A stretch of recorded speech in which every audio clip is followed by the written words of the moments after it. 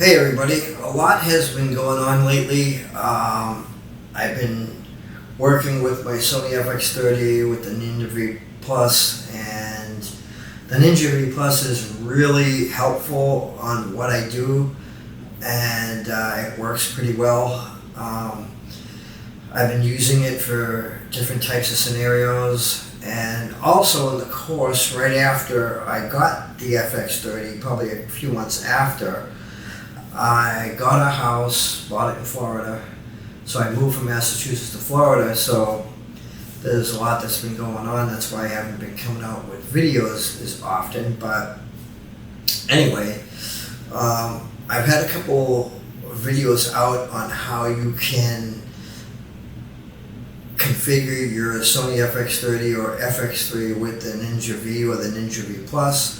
Some people had a hard time to understand. Some people didn't, but it did help out some people, which I'm glad that it helped you. It's really easy to set up. One thing that I have to note to people, some people have the misconception that if they go out and buy a Ninja V Plus, that they're going to make their camera a super camera. In other words, they're going to be able to have features that the camera doesn't give them, and that's not true. That's not how the Ninja works. Atomos Ninja external recorder does not give you anything more than your camera does. All the Ninja V Plus or the Ninja at all, or any Atomos product that's an external recorder, all that does is take the signal from your HDMI or SD. It takes what the camera is doing and it sends the information to the Ninja, and the Ninja records it. So you don't really get anything different than what your camera can already do. For instance, if your camera is incapable of recording 4K 60 frames per second and it only can do 4K 30, then that's all you're going to get from the Ninja. Even though the Ninja can record 4K 60 or 120 with certain cameras, it only can do that because the camera is equipped with that technology. So if you're using a camera that's incapable of doing over 30 frames per second, then 30 frames per second is all you're going to get no matter what, regardless. The only extra things that you get from the Ninja are things like false color, waveforms, and scopes and things like that, zebras. Those are the little extras that the Ninja gives you, that even if your camera doesn't have that, it will give you that because it's getting that information from the Ninja itself. In other words, the signal's going into the Ninja, and the Ninja is broadcasting to you the zebras or the waveforms or the false color, things like that. But as far as recording in higher resolutions or different frame rates, the Ninja is only going to give you what the camera is capable of putting out. So I hope that clears that up for you. So don't go out buying the Ninja thinking that you're going to get better frame rates or a higher resolution recording, and that's not so. It's only going to give you what the camera is capable of giving you. Alright, so leaving that on the side, how about some of the problems people have been having trying to use their Sony Fx30 along with the Ninja V or the Ninja V Plus. It's very self-explanatory. There was one person who commented and said that the record button was grayed out. That could be many reasons, and it probably has nothing to do with your camera itself. A couple of things right off the bat that can cause that is you don't have an SD card slid into the slot. In other words, there's no media to record to for the Ninja to record to. Even if you have the SD card slid in, maybe it's not slid in all the way, make sure that's nice and tight and in there properly. That's the first thing that can cause that. The second thing that can cause that is if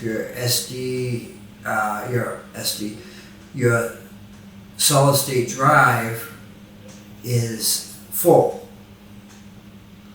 That will cause that as well. So the two things that I mentioned, if your solid state drive is not mounted in all the way properly, it's going to have a grayed out record button. If the solid state drive is full, then it's going to have a grayed out button. The other thing that can cause a grayed out button is if your HDMI cord is not working, or there's something wrong with it, or there's a misconnection, or it's not pushed in, plugged in all the way, nice and solid. You should check that. So that's the other thing that you should check to make sure and find out why your record button is grayed out. It shouldn't be grayed out at all. It should be ready to go in red, ready to push it and start your recording. So check those three things, and if that doesn't solve the problems, you can send a text message to me or a comment below, and I can look more into it for you and see what your situation is, and find out what maybe is causing the problem. Okay, so for a little recap, now I've owned the Sony FX30 for a few months now, doing various shoots with it, and I have to say I'm very happy with the camera. The camera has performed phenomenal, and it has given me everything I expected out of it, pretty much.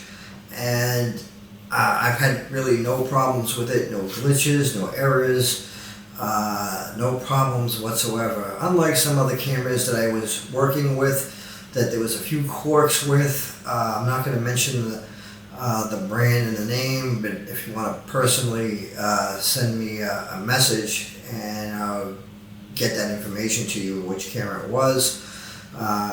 It was a good camera.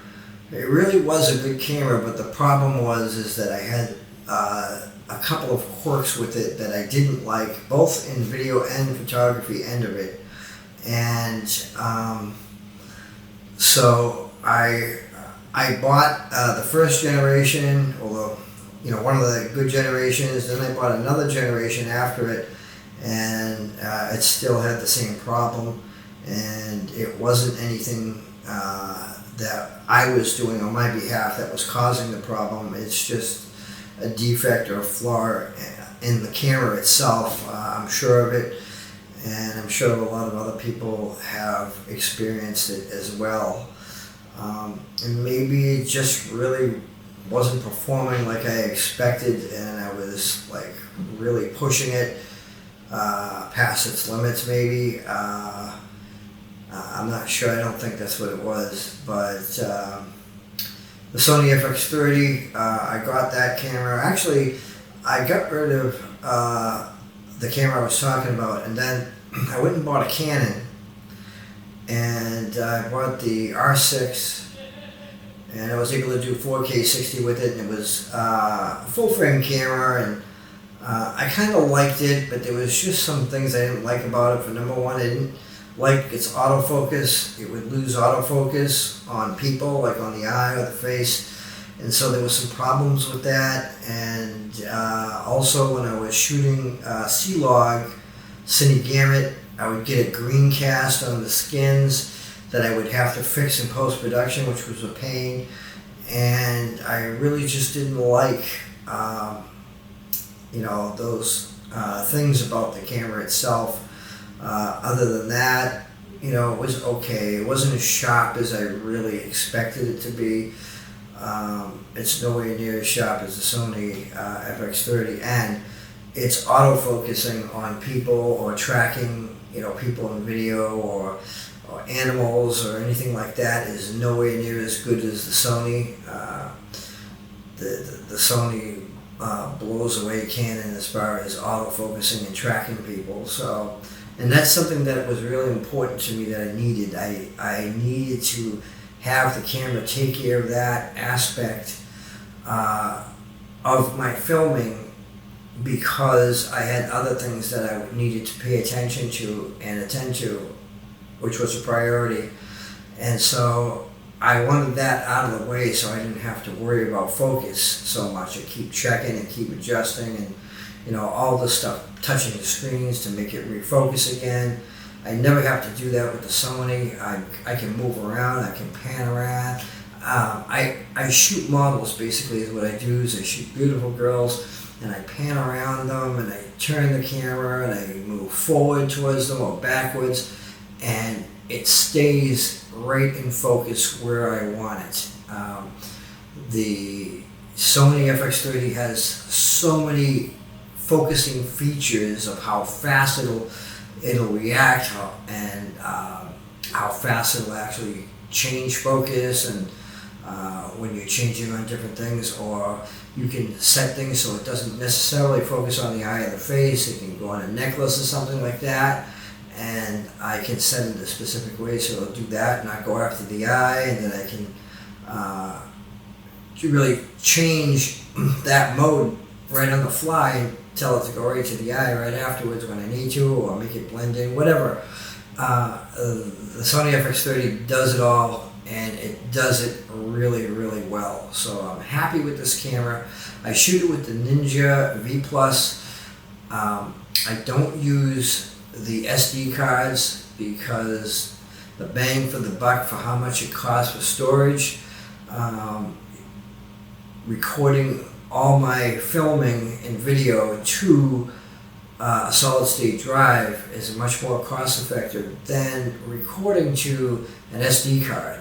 SD cards are 3 times as expensive per megabyte versus solid state drives. So that's one of the reasons why I use the Ninja. The other reason is because if I'm shooting outdoors or something like that, I can see the screen better. The sun doesn't block it out, and so I'm able to see if I'm in focus. I can see the waveforms and all the zebras and all the readings that I need to see right on the screen of the Atmos Ninja. And so that is a big help to me, especially when I'm in, you know, very harsh light, sunlight. So that's another reason. And the other reasons for the extra bells and whistles, like the waveforms and the false color and things like that. And so it's just worth the money and the investment to record everything with the external recorder, that being the Atmos Ninja 5 Plus. It's simply phenomenal. It helps me a lot. I can bring 3 or 4 solid state drives at 2 terabytes each, and never have to worry about, you know, running out of media space to do my film. I can film all day, and sometimes I don't even fill up one of the 2 terabyte drives. So I'm good there. I also have an Anker power core. It's a power delivery system. I can hook it to my USB-C on the Anker power core, to the USB-C on the Sony FX30, and with one battery inside the camera, using that Anker power core, I can get about 8 hours of shooting 4K 60 with the Anker power core without having to change the battery.